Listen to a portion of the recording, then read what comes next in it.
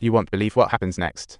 This old cop feels something's off. He cracks open the old mining disaster files, and bam, there's Cao Xiaojian's name. Back then, as mining manager, with years of experience, he judged the mining disaster was deeply linked to Cao Xiaojian, like old pals. To uncover the truth behind Lao Man's death, he had to start with Cao Xiaojian, so he went back to the chief, asking to join the Cao Xiaojian task force. Soon he arrived at the task force base, where Juni had been waiting impatiently. He suspected Liu Xiaomin didn't just commit suicide, the mining disaster was a big deal.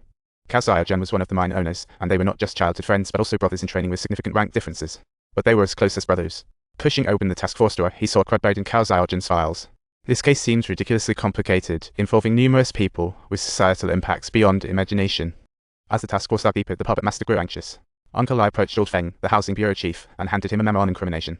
He forcefully instructed Old Feng to assume the blame for Mayor Wang Tonghui. Turns out, Cao Xiaojian's violent land expropriation incidents involved some illegal signatures, and Old Feng was compelled to agree with no other options. He was a gambling addict, racking up massive debts, not realizing it was exactly Uncle Li's clever way to hunt down officials. As for Lao Man's death, it was all Uncle Li's master plan. He had his men kidnap Lao Man, using Full Moon and Full Moon as bait. They forced Lao Man to jump into the river, revealing he was in the know about the mining disaster back when Uncle Lai was just a small fry, and Cao Xiaojian was the manager. The duo concocted a fake explosion for a big payday. Lao Man became the scapegoat, and justly imprisoned for a whole decade.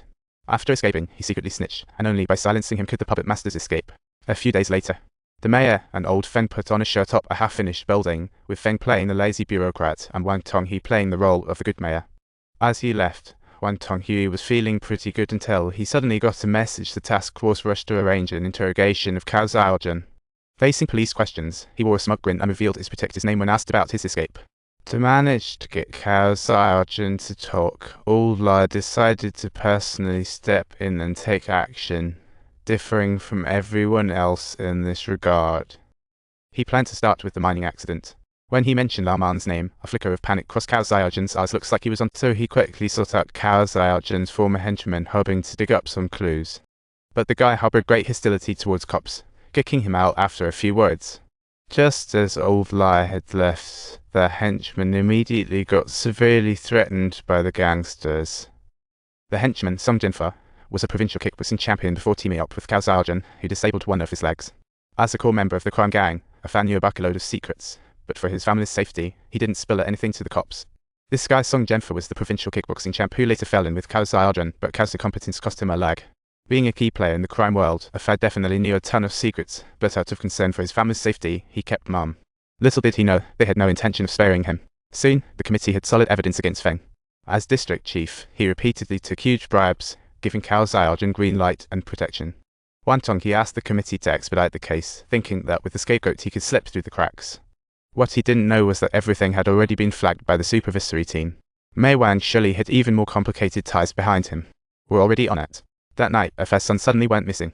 He called the school for info, but they were completely clueless. He realized his son was in trouble, but his injured leg hindered him. So he thought of going south, and soon after, Old Lai managed to rescue the kid, who was taken by the same thugs. After this incident, Afad decided to team up with the cop. 4 years ago, he transported a black bag for Cao, seeming to hold a body he feared trouble. Therefore, he cautiously and secretly stashed the iPad away in his bag, and indeed, it has proven to be useful now. It contains some compromising videos of Mayor Wang Tonghui. The star of the video was none other than host Erin, who mysteriously vanished 4 years ago and has been MIA ever since. One can only guess she might be dead. At that moment, he raised his hand to order the situation be reported to the committee ASAP. Old Lai called for another interrogation of Cao Xiaojian. Even with the video evidence, he stayed utterly nonchalant. He even lied, claiming the bag was just golf clubs. That bag was at Erin. Where'd you stash the body? Instead of answering, he looked at the scribe next to him and said, "Good Cao." This gave Old Lai an idea. So he took his apprentice to the Crown Hotel, where Cao Xiaojian indulged in corruption. Now it was a total wreck. Just as they walked in, disaster struck. A statue suddenly crashed down. The two rushed to see what had happened. They discovered a hidden body inside. The black bag contained none other than Erin herself. To hide it, Cao Xiaojian had literally sealed her into a statue of concrete. And the culprit behind Erin's murder?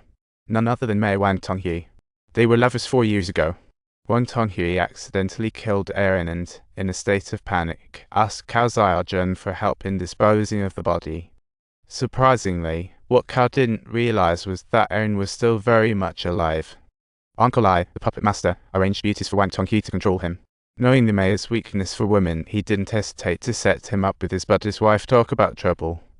Now old Lai is trying to put him back in his place, but Wang Tongyu thinks he's invincible. If you enjoyed this video, don't forget to like, share, and subscribe.